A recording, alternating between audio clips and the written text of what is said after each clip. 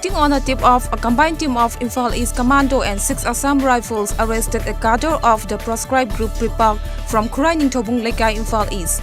The arrested cadre has been identified as 42-year-old Irungbam Inaugza Maitei, son of Girani Maitei of Itham Maning Lekai.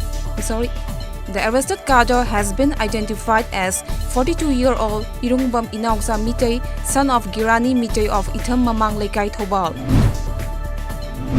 A team of Thobal police, assisted by volunteers of anti-drug associations Lilong, arrested a drug user and drug peddlers along with contraband items from Lilong area last night. According to police, a large number of contraband items were also seized from their possession.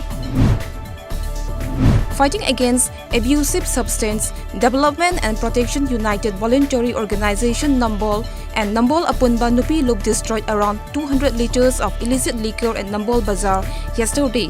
The destroyed illegal liquor was seized by the volunteers from different places of Nambol.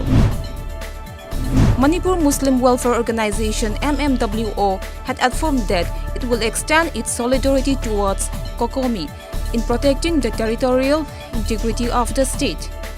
This was informed by President of MMWO Abdullah Fundre Mayum during a press meet held at the office of MMWO Hatta in Imphal. Arunachal Chief Minister Pema Khandu formally inaugurated the Jarbom Gablan Government Law College at Jote, named after the late former Chief Minister. He was accompanied by Speaker of the State Legislative Assembly P.D. Sona, Education Minister Taba Tedir, Local Legislator of 14th Doimuk Assembly Constituency Tanahali, and others. Meghalaya Chief Minister Conrad K. Sangma met Prime Minister Narendra Modi and discussed several issues pertaining to the development of the state, including the games and infrastructure ahead of the national games to be hosted by the state.